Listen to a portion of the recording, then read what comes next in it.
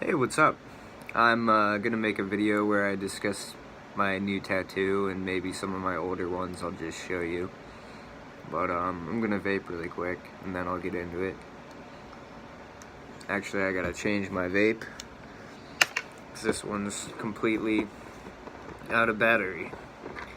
I've been coughing a lot in the morning. Like when I first start vaping, I don't know why. My lungs are more sensitive in the morning or something. What? This hasn't charged? Oh no. I'm gonna be without a vape for about 2 hours until I charge one of them. This is now just a video about me having vapes that aren't charged. So that's probably not the most interesting thing on the internet by like a long shot, but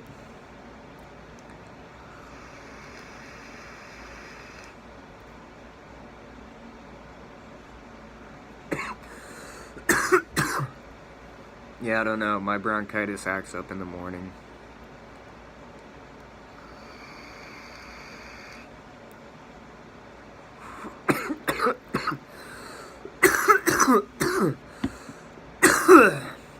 Gross. Anyways, that was a minute and a half out of your life that you didn't need to see. Anyways, I'm going to show you this tattoo now. This is the one that I got yesterday.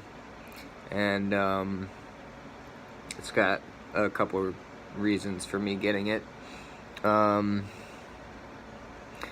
E stands for the 5th letter of the alphabet. Obviously. A, B, C, D, E. And that is also for the 5 senses. Taste, sight, touch, smell, and sound. Not particularly in any certain order, but, you know, that's the general idea. It's for the head, the right arm, right leg, and left leg. It's for the 5 fingers and the 5 toes on each hand and foot. It's also for the E chord. It's also for an E grade, which could be always a positive thing because there's always room for improvement. It's for my first initial, my first name, Eric. I think I said that already. And it's for the E strings being the highest and lowest on a guitar. And I got it in lowercase because, well, I haven't really come up with a reason. That's just the way that I drew it. I guess it's because I don't consider myself, like, you know, that big of a person.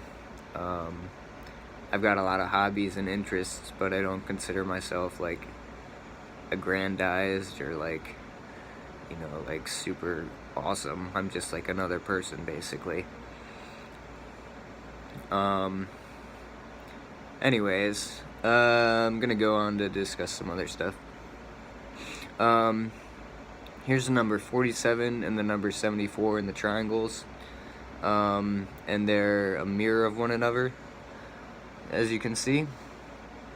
The number 47 stands for 2 things particularly to me, and the number 74 stands for 3 things particularly to me. So that equals 5 again. 47 stands for beast, and then 74 stands for beauty. And in every beast, there's a bit of beauty mirrored, and in everything that's beautiful, there's a bit of a beast mirrored. So that's why I got that. 47 was also the name of the character Loki from Norse mythology.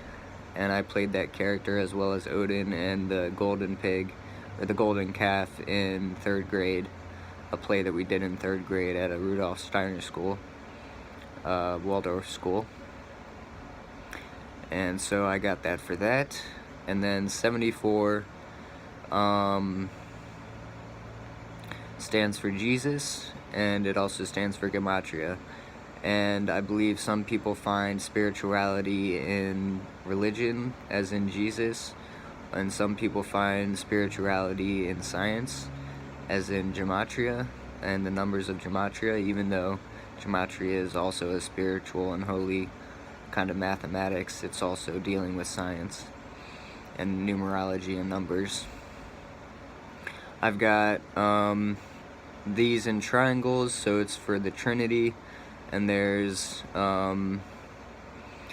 let's see, 2 triangles, so that's 2 times 3 is 6, and that's the lovers and tarot. I've got 3 dots and 3 dots again for the Trinity and the Trinity, and that's that would be the lovers again. So 2 lovers on high, 2 lovers on low. I'm gonna figure out the angles of these triangles really quick, and I'll come back and talk about those. Okay, so anyways, back to the triangles that I got on this part of the tattoo. These are right triangles, right angled triangles. I didn't know why I didn't know that. It's been a while since I've taken a geometry class. But as you can see, it's a 90-degree angle right here, and these angles are not quite equal, but almost equal. So that would deal with the Pythagorean Theorem, and I'm going to read a brief description of the Pythagorean Theorem. Professor R. Smullian, in his book 5000 BC and Other Philosophical Fantasies, tells of an experiment where he ran into his geometry classes. He drew a right triangle on the board with squares of the hypotenuse and legs, and observed the fact that the square and the hypotenuse of a larger area than either of the 2 squares. Then he asked, suppose these 3 squares were made of beaten gold, and you were offered either 1 large sum or 2 small squares. Which would you choose? Interestingly enough, about half the class opted for the large square and half of them for the 2 small squares. Both groups were equally amazed when he was told that it would make no difference. So, what I'm going to do is basically just draw up the Pythagorean Theorem as it is seen, and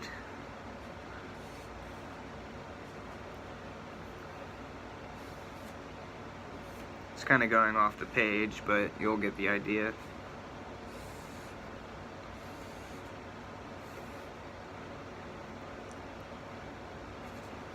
So this is kind of the theorem here.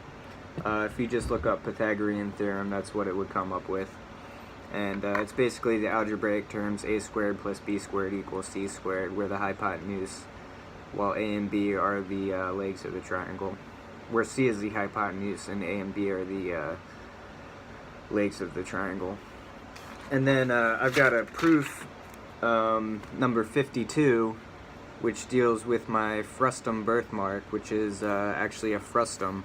This is proof number 52, which was discovered by a high school student, Jamie de Lemos, in the mathematics teacher on page 88, 1995. Page 79 has been quoted by Larry Hone, the mathematics teacher, 90, 1997, pages 438 and 441. So this is a trapezoid, and it looks like a frustum, which is similar to the frustum-shaped birthmark that I have on my back. 52 equals Haaser, Earth, as well as many other things, and that's what it is. So this is, again, equaling a squared plus b squared equals c squared. So I found that fascinating and interesting when I just rediscovered that information. So that's cool to me for many reasons. Anyways, so I've got 2 of those. And that's what that would be. Let me see. We've got, alright, now back to this. So anyways, Beauty and the, or Beast and the Beauty. Beauty and the Beast. On this side I've got my insignia, on this side I've got a stag or a buck, dealing with nature and dealing of the beauty of nature, and that sort of thing. It's also sort of a sign for Loki. I've got triangles on a tribal design pattern going all the way around my arm, and I figured out that there was, you can see there's a blue triangles and black triangles. There's 30 black triangles, which would be my age in about 2 years, or about a year and a half, a year and a couple months. And there's 14 14 blue triangles, and 14 for me would stand for temperance. It's also my soccer jersey from when I was in soccer as a little kid, and it's also 13 apostles in Jesus Christ. And then we've got the 3 octagons, one in green, and then 2 smaller ones inside of the other.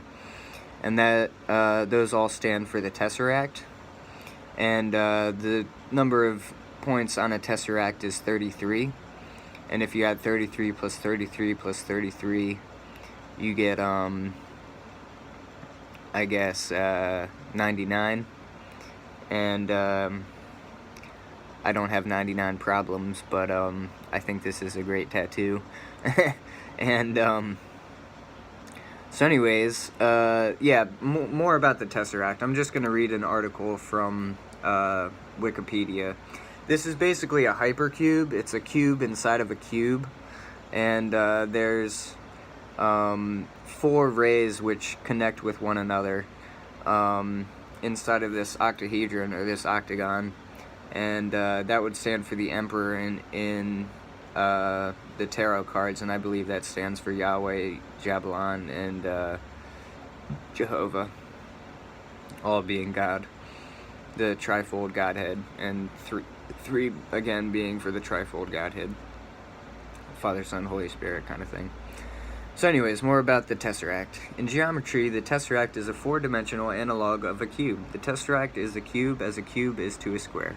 Just as the surface of the cube consists of 6 square faces, the hypersurface of the Tesseract contains an 8 cubical cells. The Tesseract is one of 6 convex, regular, 4 polytropes. The Tesseract is also called an 8-cell C to the sub 8 regular octahedron, octahedroid, cubic prism, and tetracube. It is a 4-dimensional hypercube or 4-cube as part of the dimensional family or hypercubes or measure polytropes.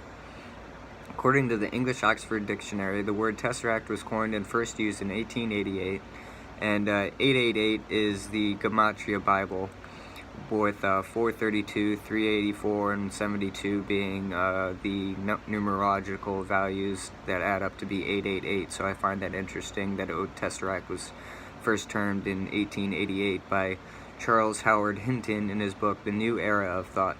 And it was also coined in Greek as Tesseract actinis, 4 rays, referring to the 4 lines from each vertex to other vertices, again standing for Jehovah, Yahweh, and Jabalon as the Emperor to me. In this publication, as well as some others in Hinton's later work, the word was occasionally spelled Tesseract, Tessaract, but it's normally spelled Tesseract. It's also a very great band, in my opinion, which is from India, or the United States, I believe.